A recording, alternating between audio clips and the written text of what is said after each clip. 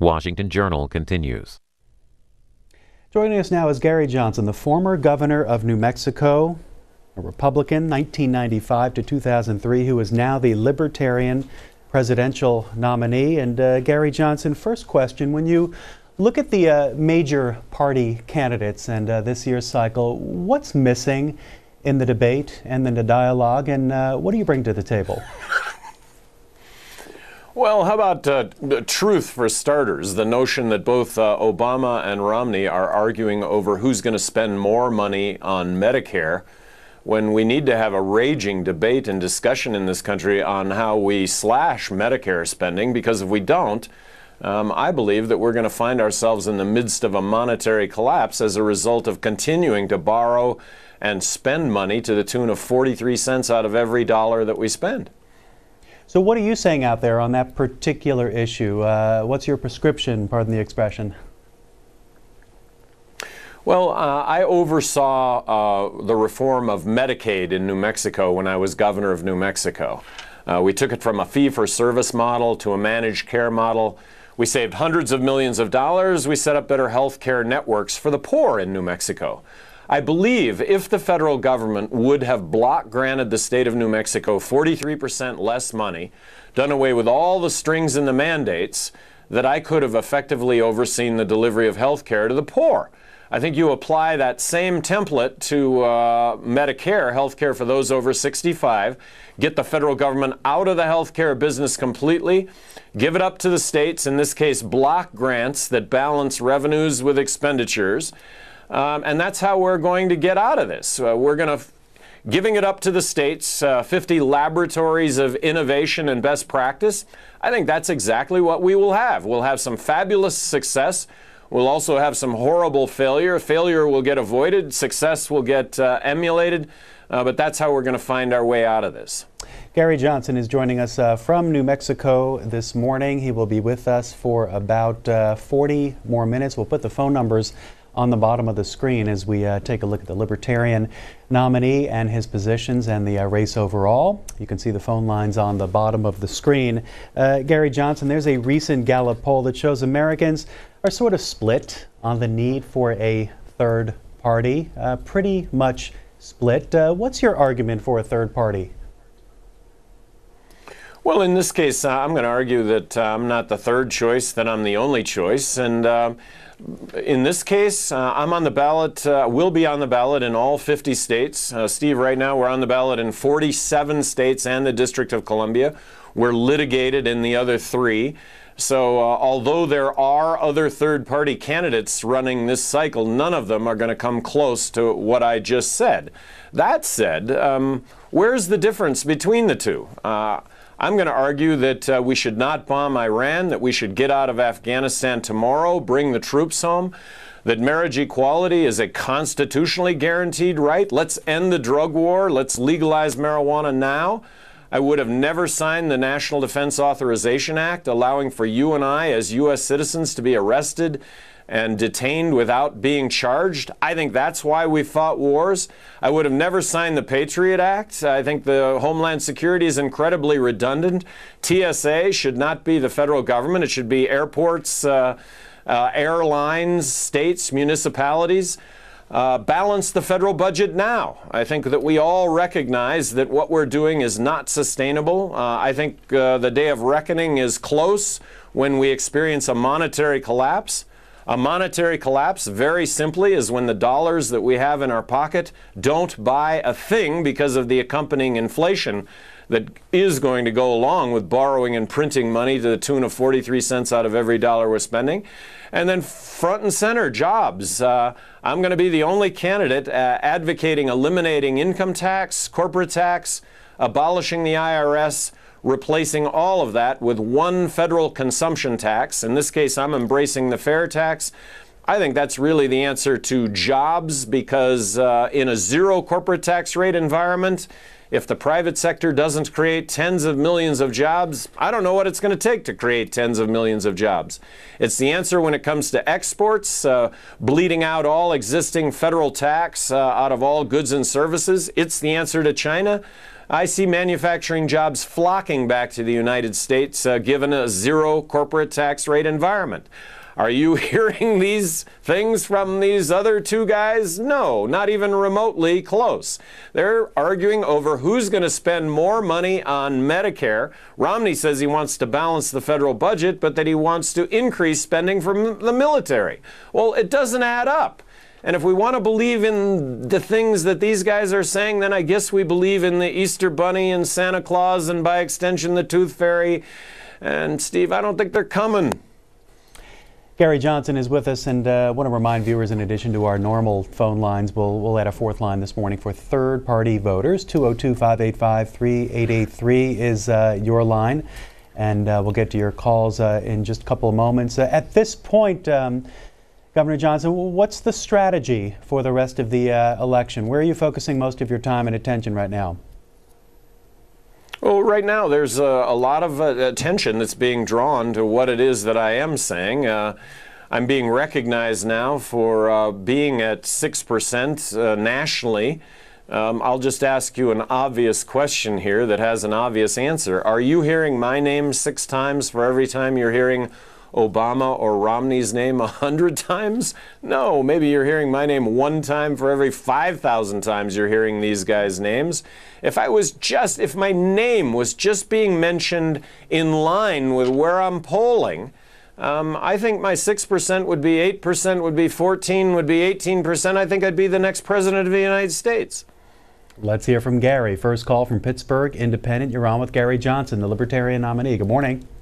Hey, Gary. I just want to let you know that I saw your debate about 3 months ago with, I don't remember the guy's name, but you really nailed him to the wall. I mean, he looked kind of stupid. But I wanted to let you know that I think that after reading a lot about the Council on Foreign Relations, the Trilateral Commission, and reading a lot about the Democrats and the Republican Party, Romney and Obama, I think their campaigns are similar, but I think that the Council on Foreign Relations, if you read the history about them and the Trilateral Commission, that they're really controlling both parties, and that's a scary thing, but I really respect your issues, and I think you're very knowledgeable, and I think that independent parties are being played like Ron Paul. I wish that there was more strength and more voters for you, and I just wish you well as you continue to... Thank you.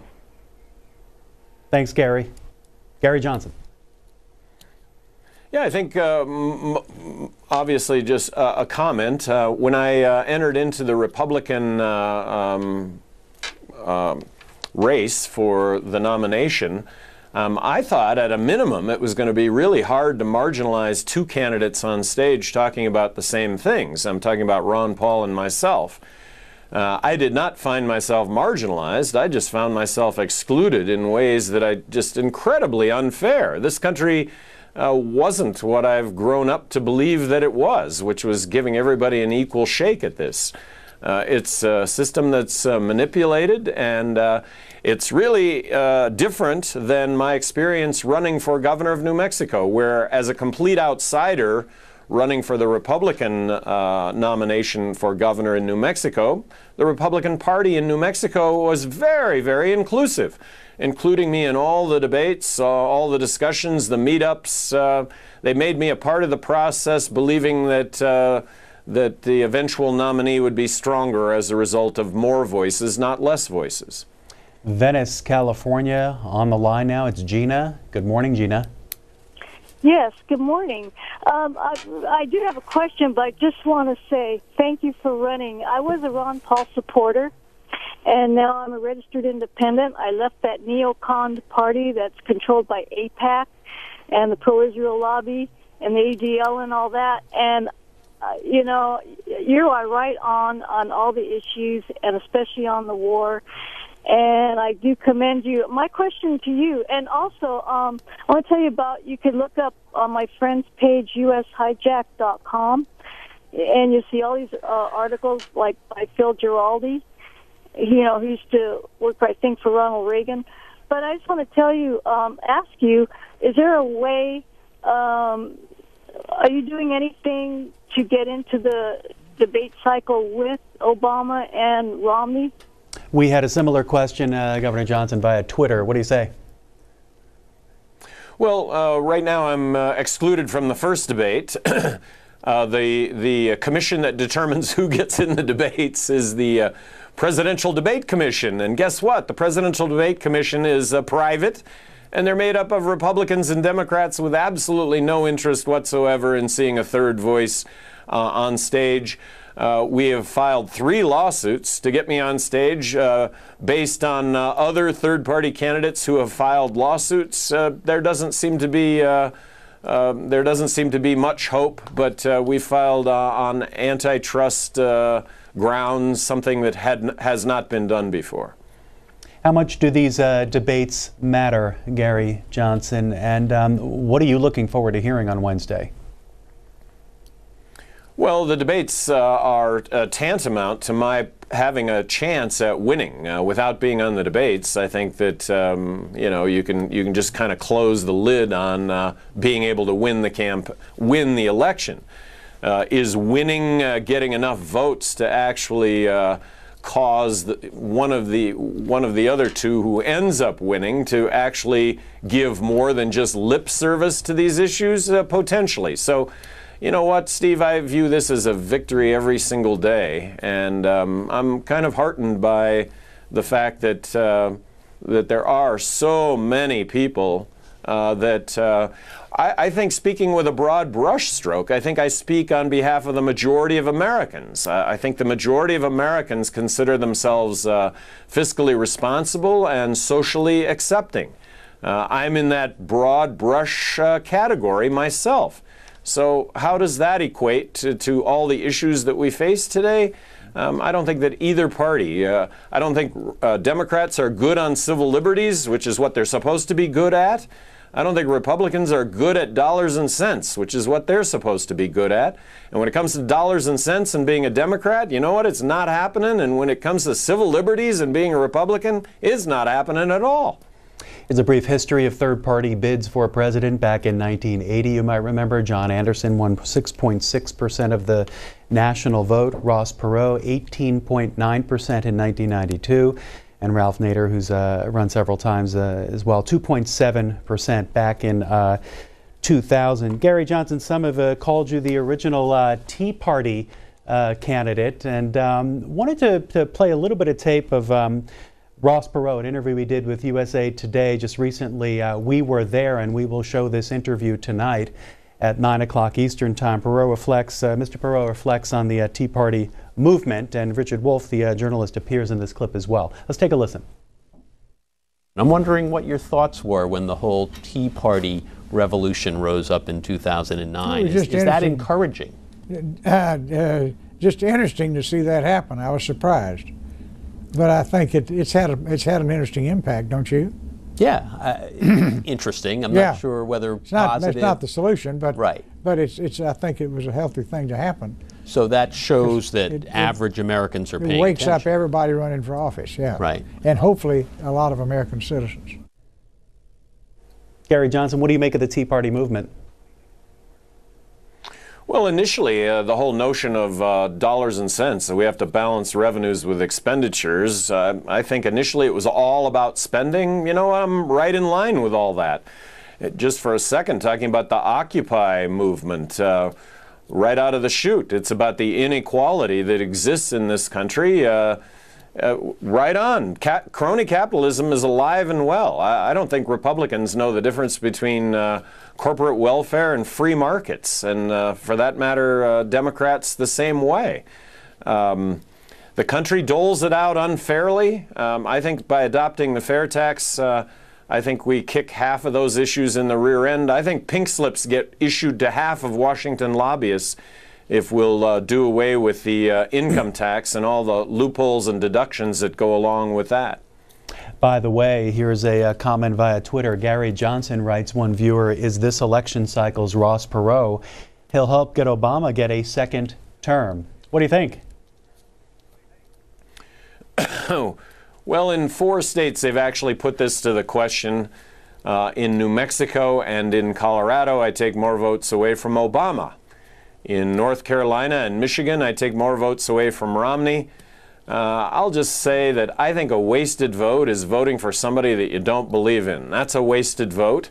And I want to make a pitch here this morning. I want to make a pitch that everybody go out and waste their vote on me, Gary Johnson.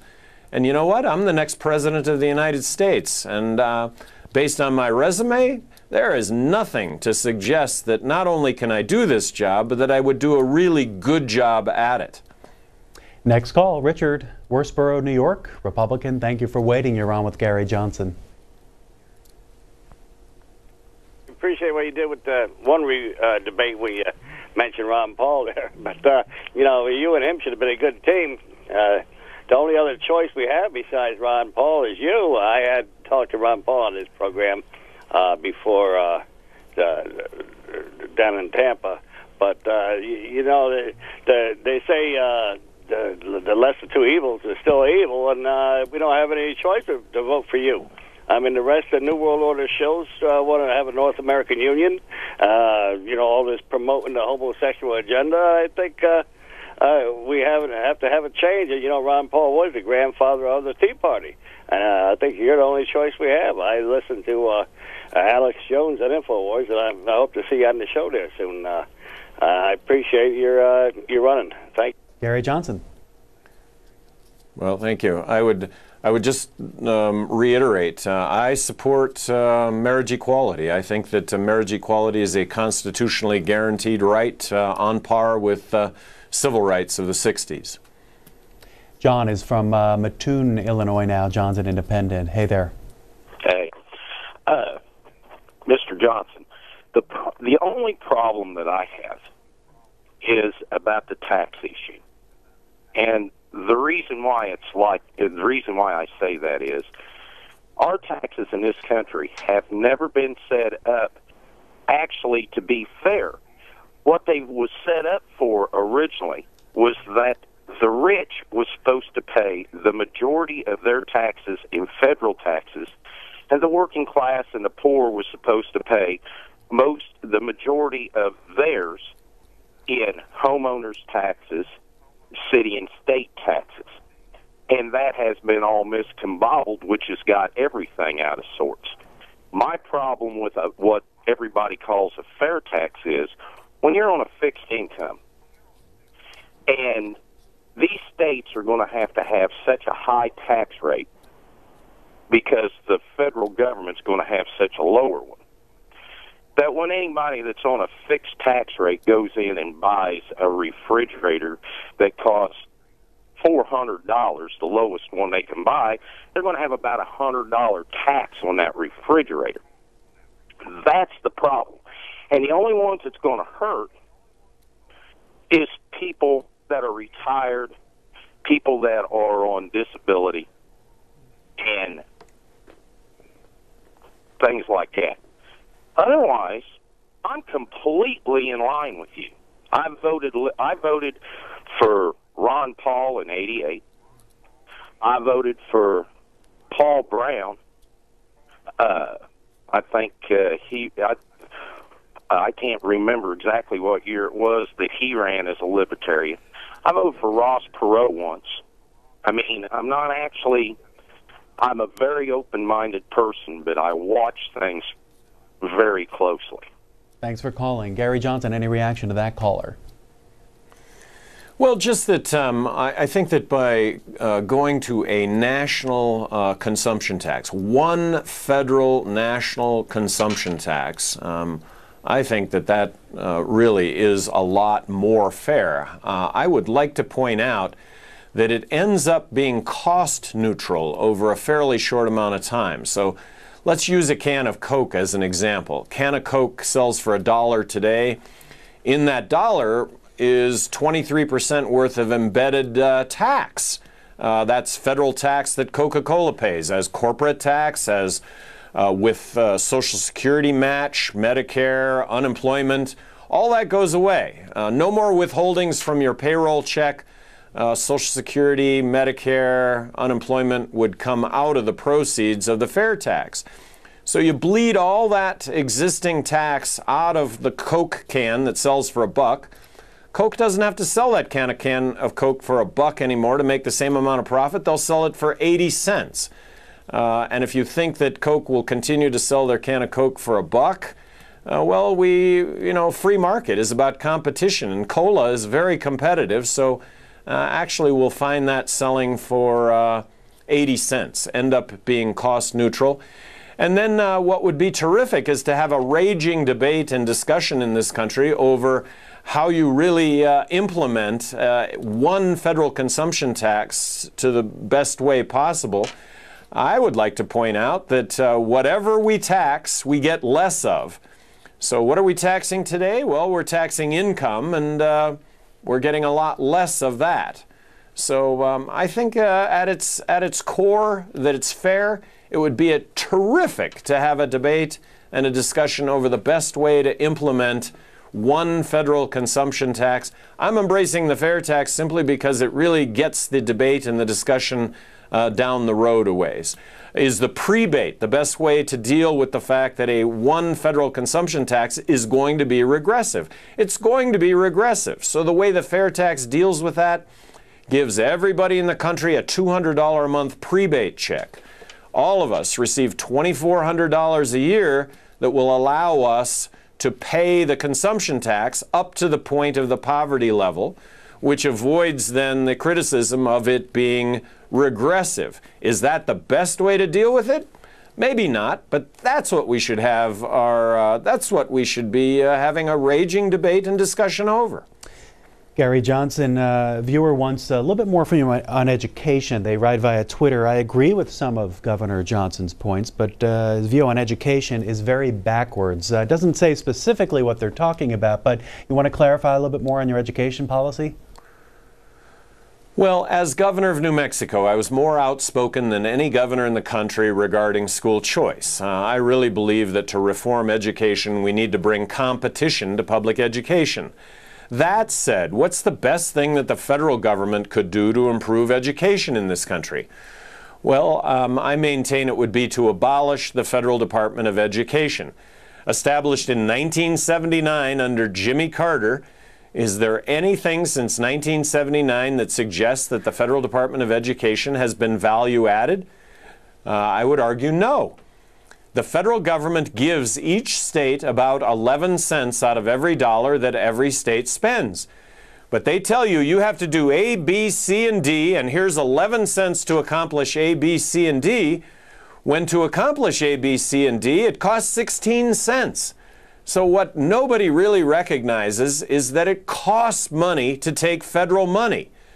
Just get the Federal Department of Education out of education. Just get the federal government out of education. Give education to the states. 50 laboratories of innovation and best practice, and I think that's exactly what we will have. We'll have some fabulous success that will get emulated. We'll have some horrible failure that would get avoided. But 50 different laboratories working on this. I'm going to suggest that really we come up with some incredibly innovative new ways of delivering education in this country. Our guest is joining us from Santa Fe live this morning. He is Gary Johnson, the former governor of New Mexico, who served as a Republican. It was 1995 to 2003. He is currently the Libertarian presidential nominee. He's on the ballot in 47 states, plus D.C. He is challenging Michigan, Oklahoma, and Pennsylvania. You confident you'll get those last 3 states? You know, I think 2 out of the 3. Oklahoma seems to be the worst of all. I hope that everybody watching that would be watching from any of these 3 states, that these barriers that have been put in place, I think, are to the detriment of everyone watching. Why not have more voices debating and discussing as opposed to fewer? And by the way, it is really, really hard. It is a stacked deck to get on the ballot in all 50 states, something that we still believe we're going to achieve. But if anybody out there thinks that the system is fair, it's not. How much money have you raised and spent? Do you have an idea?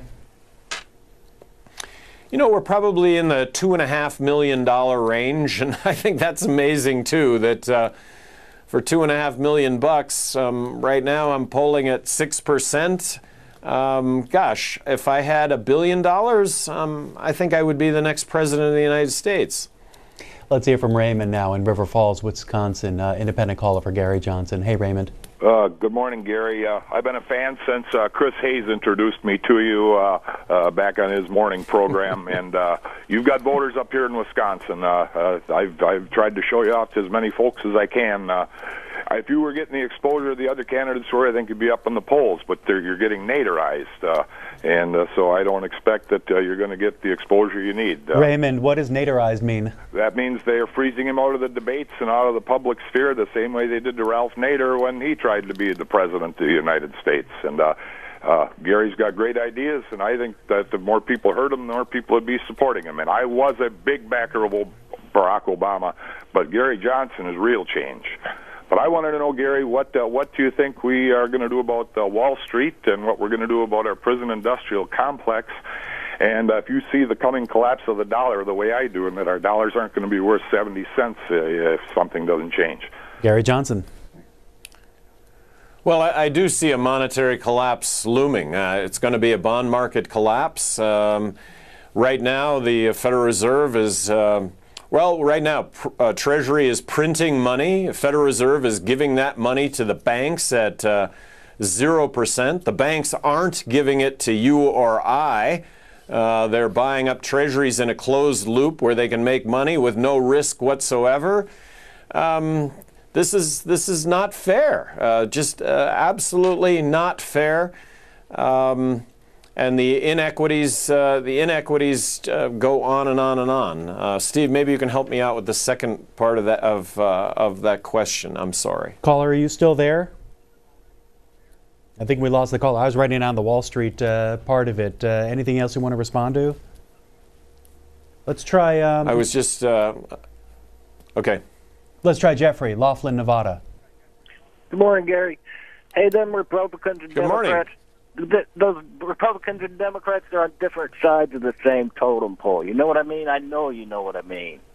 It doesn't matter if you vote for Obama or for Romney. You're going to get the same outcome. Vote for a guy like you, there's the change we need and we can believe in. Well, Jeffrey, I'm going to offer up a prediction that if either Romney or Obama are elected, that we're going to find ourselves with a heightened police state, something that should be rolled back. I'm going to suggest that we're going to find ourselves in a continued state of war, military interventions that result in this case, hundreds of millions of enemies to this country that I'm going to argue wouldn't otherwise exist but for our military interventions. And then I want to offer up a prediction. Romney or Obama gets elected, we're going to find ourselves continuing to borrow and spend money in ways that are absolutely not sustainable. I think we are looking at a monetary collapse. We just can't escape the mathematics of what we're doing.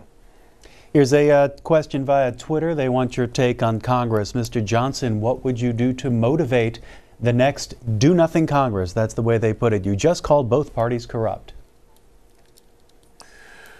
I find it an exciting notion that a libertarian president would challenge Democrats on what they're supposed to be good at, civil liberties. Look, let's not bomb Iran. Let's get out of Afghanistan. Let's recognize marriage equality. Let's end the drug wars. Let's repeal the Patriot Act. Like I say, repeal the National Defense Authorization Act. This is what Democrats are supposed to be good at. How about a libertarian president challenging them to step up to the plate? And in that same vein, how about a libertarian president challenging Republicans on what they're supposed to be good at, which is dollars and cents? Paul Ryan's budget plan is going to balance the federal budget in 28 years, and it's incumbent on growth built into this? Come on! Nobody believes this. Everybody understands that this has to be mutual sacrifice on the part of all of us, and I'll use that mutual. And as long as it's mutual, I think we'll all suck it up and we'll fix this. But we're being led to believe that we can do nothing or we don't have to do anything and we're going to fix it?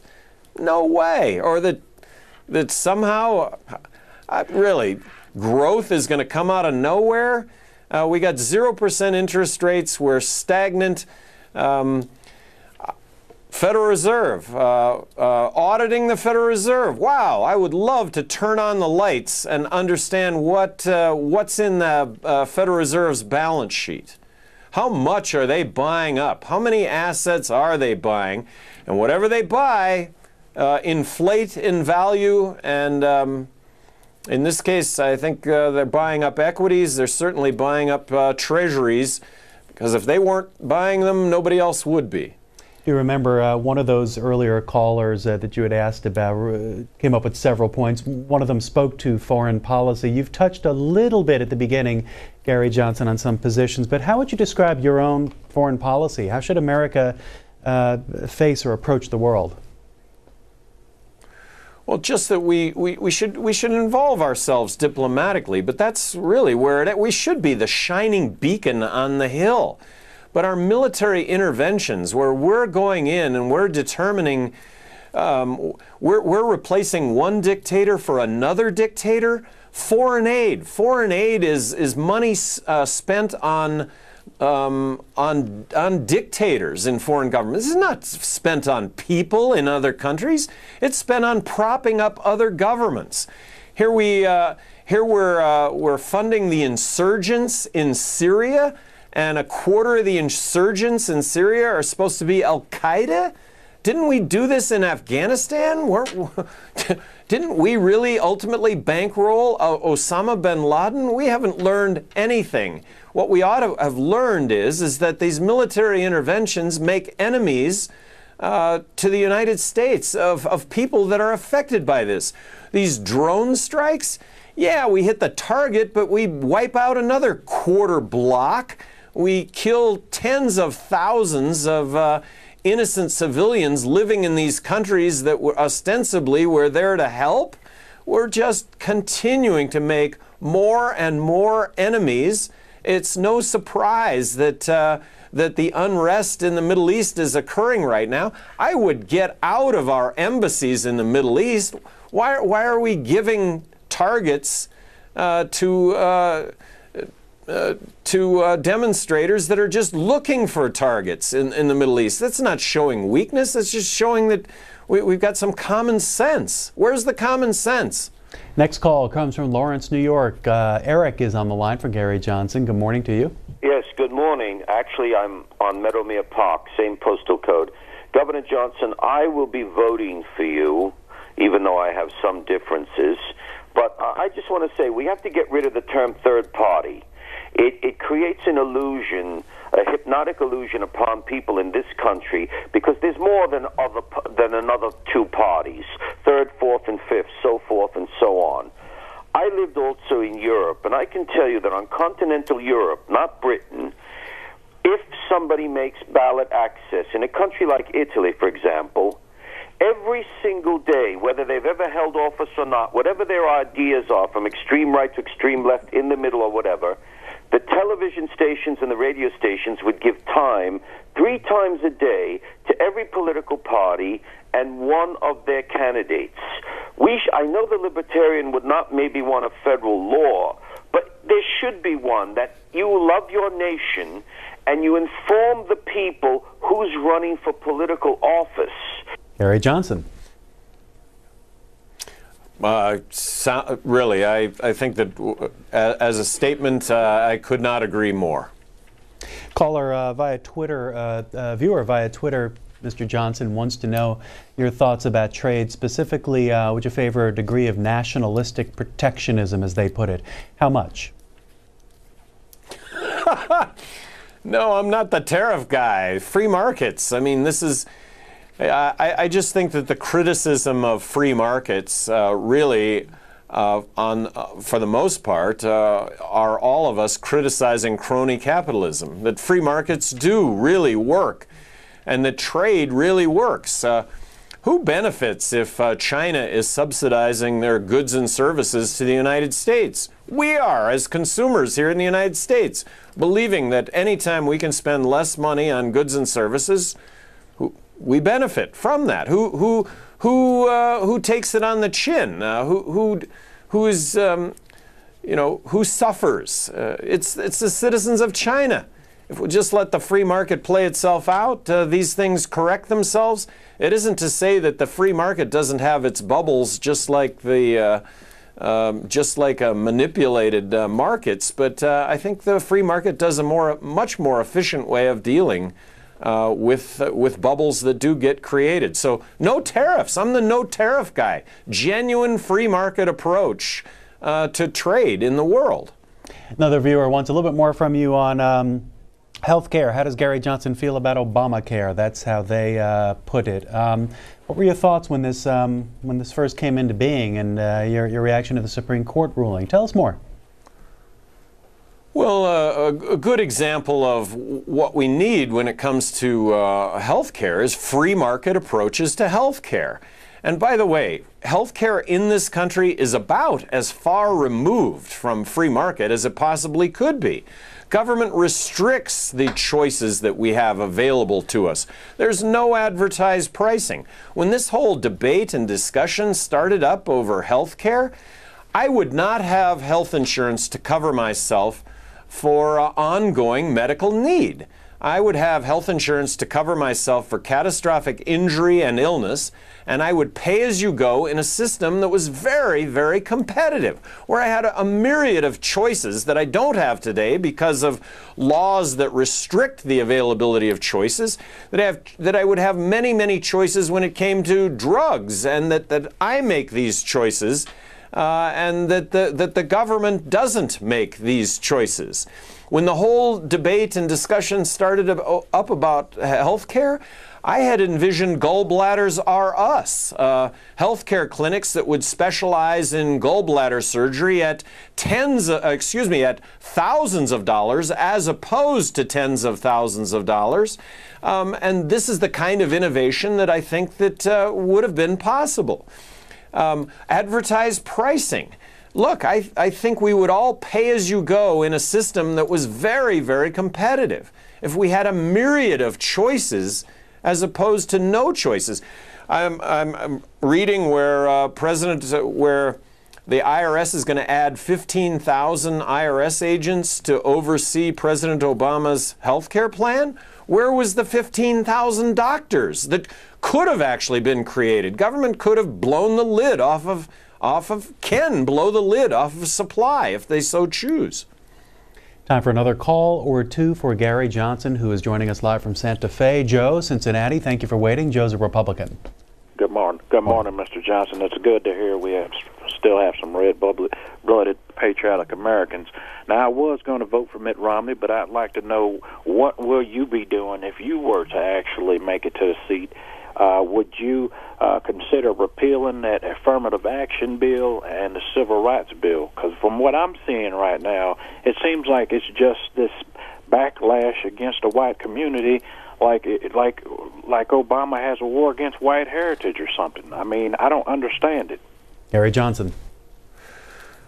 Well, we should not discriminate, and I think government policies in the past have gotten us to a point where I really don't see that discrimination. So I'm going to sign on to legislation repealing affirmative action, because I think we've moved beyond that. But I'll just offer up a prediction again. Obama, Romney, we're going to find ourselves with a heightened police state. We're going to find ourselves with continued military interventions that are going to result. We bomb Iran, we're going to find ourselves with 100 million enemies to this country that we wouldn't have otherwise had. And this unsustainable debt and spending, the day is sooner than later. And we all recognize that we have to address it, and yet we're arguing over who's going to spend more money on Medicare when we should have an absolute raging debate and discussion over how we have to cut significantly into that program if we're going to have health care at all for those over 65. The notion of a health care safety net, yeah, but we've gone way over the line when it comes to the notion of who's in need in this country. Last call here from Phoebe in Ole, Pennsylvania. Hey there. Hi, how are you? Doing fine. Good. Listen, I like all your ideas, and I hope that you have a chance. I don't know if you do, but this drone thing is really troubling me because we have the drones going over all these countries, but they're going to be putting them over us too. I mean, it's not like you can just do something and then it's over. I mean, we're setting ourselves up for something here. Domestic drones, Gary Johnson. You know, I just have a feeling that the whole basis in domestic drones is to see what you're growing in the backyard. And gosh, are those marijuana plants growing in your backyard? And just we're going to add to the growing. Well, it's the growing police state in this country. It's getting worse. It's not getting better. Legalize marijuana. Legalize marijuana. Talking about border violence. 40,000 deaths south of the border over the last 4 years. These are disputes that are being played out with guns rather than the courts. I'm in the camp that believes that 90% of the drug problem is prohibition related, not use related. That is not to discount the problems with use and abuse, but that should be the focus. And we continue to do the same thing over and over and over again, expecting different results. Isn't that the definition of insanity? I guess we're all insane. Gary Johnson, former governor of New Mexico, current Libertarian presidential nominee, joining us from Santa Fe Live. Thanks a lot for your time this morning. Steve, thank you very much. We will take one more time out and then come back with